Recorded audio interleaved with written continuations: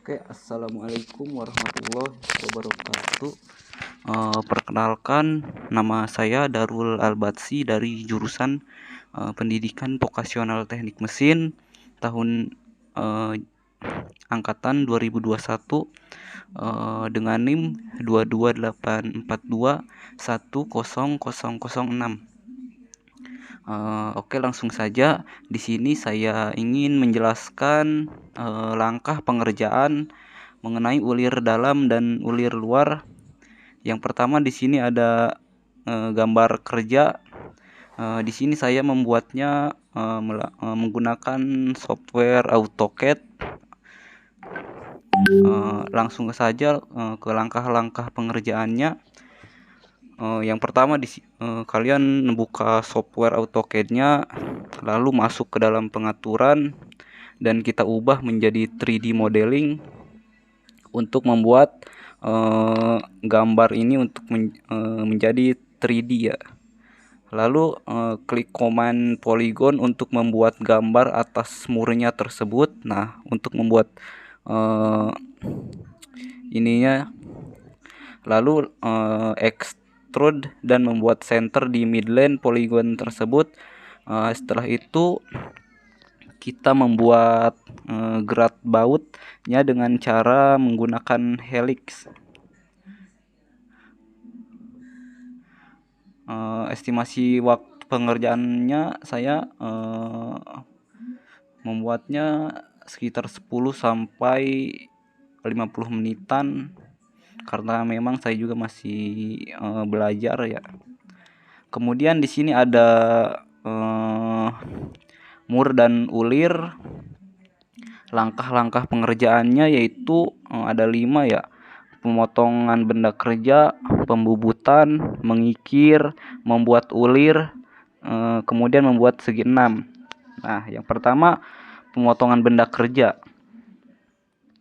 Ini merupakan langkah awal yang harus kita lakukan.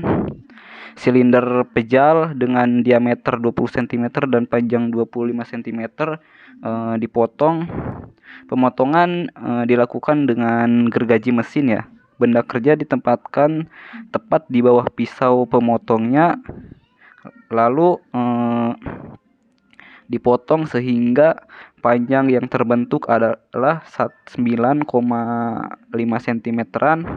Kemudian memotong dengan mesin ini menghasilkan permukaan yang halus dan memakan waktu yang tidak lama.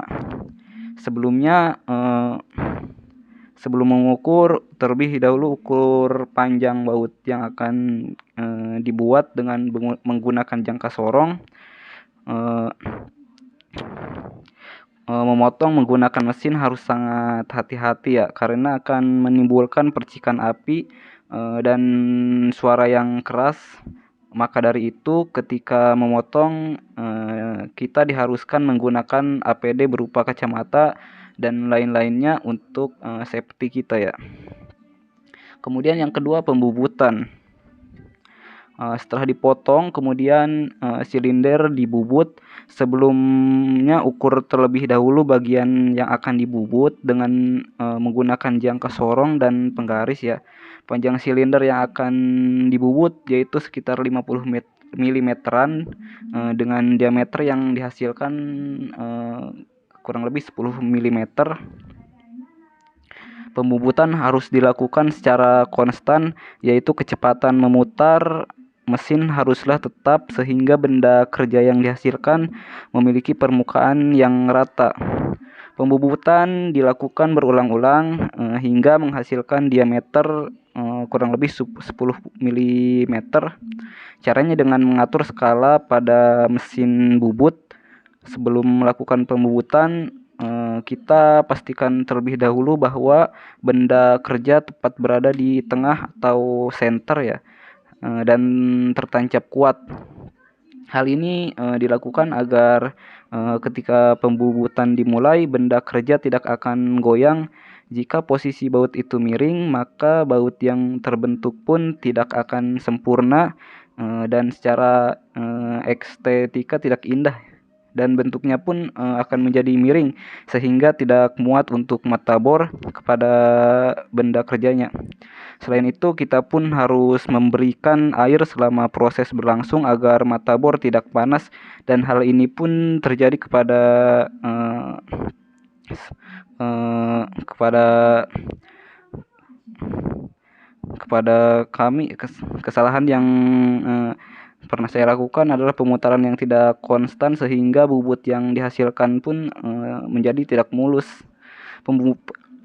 Pembubutan yang saya lakukan kira-kira lebih dari 5 kali. Hal ini karena baut yang dihasilkan harus memiliki diameter kurang lebih 10 mm, di mana setiap kali membubut kedalaman pisau yang diatur sebesar 2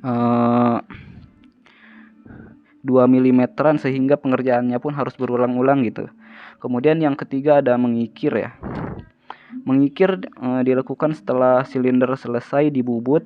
Bagian yang dikikir yaitu bagian hasil pembubutannya. Silinder yang akan dikikir ditempatkan di atas ragum sehingga pengikiran akan lebih mudah.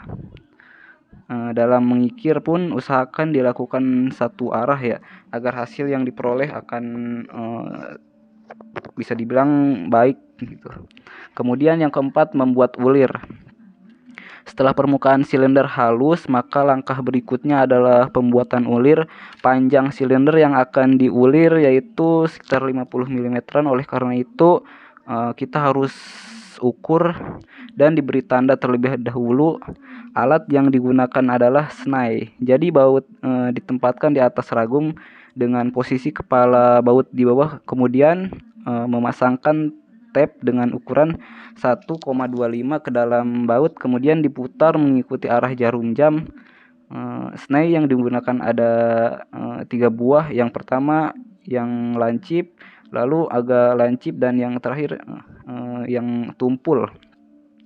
Ketika menyenai perlu ditambahkan sedikit oli sebagai pelumas sehingga kita memutar snai tidak terlalu sulit. Penyenaian pun dilakukan hingga batas baut yang akan diulir.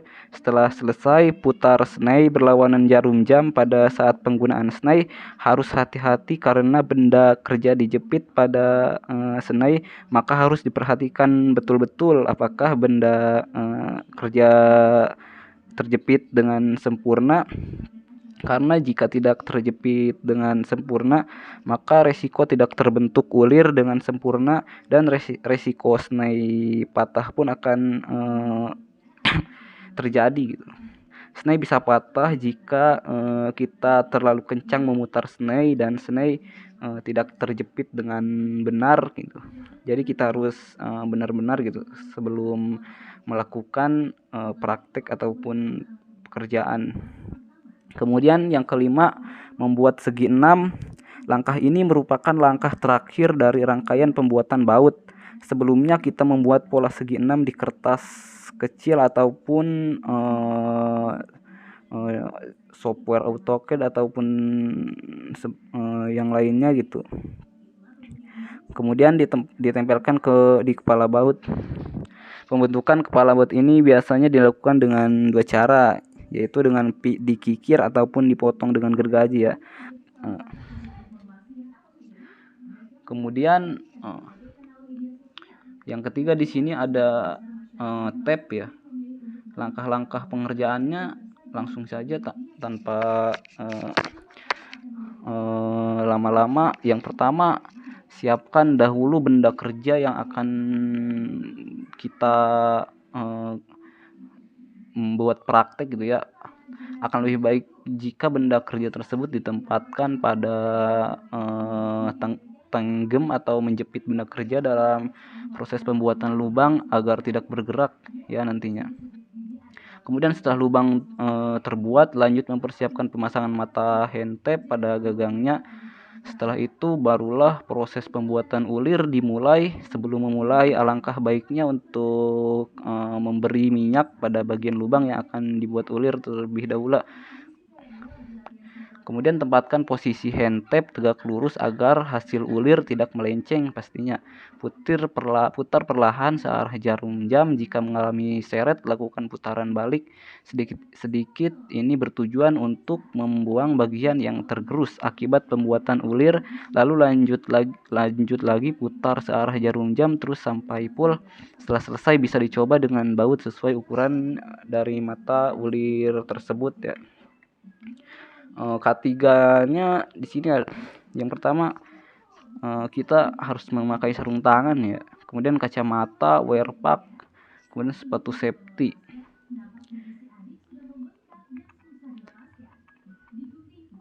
Kemudian di sini yang keempat ada benda kerja ragum. Langsung saja ke langkah-langkah pengerjaannya. Yang pertama di sini kita harus memahami dan pelajari lembar kerja dengan seksama. Kemudian cek ukuran bahan dan alat-alat bantu yang diperlukan. Kemudian cekam benda kerja pada mesin press. Lakukan pengepresan pada bidang-bidang yang telah ditentukan ya. Selama proses pengepresan perhatikan faktor kesejajaran dan kesikuan dari setiap bidang. Kemudian lakukan pengeboran pada bagian-bagian yang sudah ditentukan ya. Untuk safety-nya pun sama, kita harus memakai sarung tangan, wear pack, sepatu safety, kacamata juga. Kemudian yang terakhir di sini ada snai. Langsung saja ke langkah-langkah pengerjaannya di sini. Yang pertama kita siapkan diameter poros sama dengan diameter nominal ulir yang akan dibuat. Kemudian pinggul atau chamfer ujung poros yang akan disnai. Kemudian tempelkan sisi tirus snai pada ujung poros yang telah dipinggul tersebut. Lalu kita putar tangkai tersebut. Kemudian sambil sedikit ditekan ya tangkainya. Kemudian putar tangkai tersebut searah atau berlawanan arah jarum jam sesuai dengan jenis ulir kiri atau kanannya. Kemudian lumasi dengan minyak pelumas. Nah, di sini ada parameter dalam membuat ulir luar dan ulir dalam ya. Nah, tape adalah sebuah peralatan pertukangan yang berfungsi membuat ulir pada bagian dalam ya. Alat ini biasanya digunakan untuk mur, terutama jika ulir yang ingin dibuat memiliki diameter kecil. Snai adalah sebuah peralatan atau pertukangan yang berfungsi membuat ulir pada bagian luar ya. Kemudian parameter pemesinan untuk proses bubut ulir berbeda dengan bubut rata ya. Hal tersebut terjadi karena pada proses pembuatan ulir gerak, maka F adalah kisar pitch ulir tersebut sehingga putaran spindle tidak terlalu tinggi ya. Secara kasar sekitar setengah dari putaran spindle untuk proses bubut rata. Kemudian ada kesalahan dalam membuat ulir. Kesalahan-kesalahan yang mungkin bisa terjadi pada proses membuat ulir dengan menggunakan mesin ataupun sebagainya antara lain adalah kesalahan diameter mayor, kesalahan diameter minor, kesalahan diameter pitch, kesalahan sudut sisi ulir, dan kesalahan pitch. Solusinya kita harus membenarkan posisi ragum dan pemotong, memastikan benda sudah terjepit kuat pada ragum menggunakan alat K3. Mungkin itu yang bisa saya jelaskan mengenai work preparation atau langkah pengerjaan ulir dalam dan ulir luar.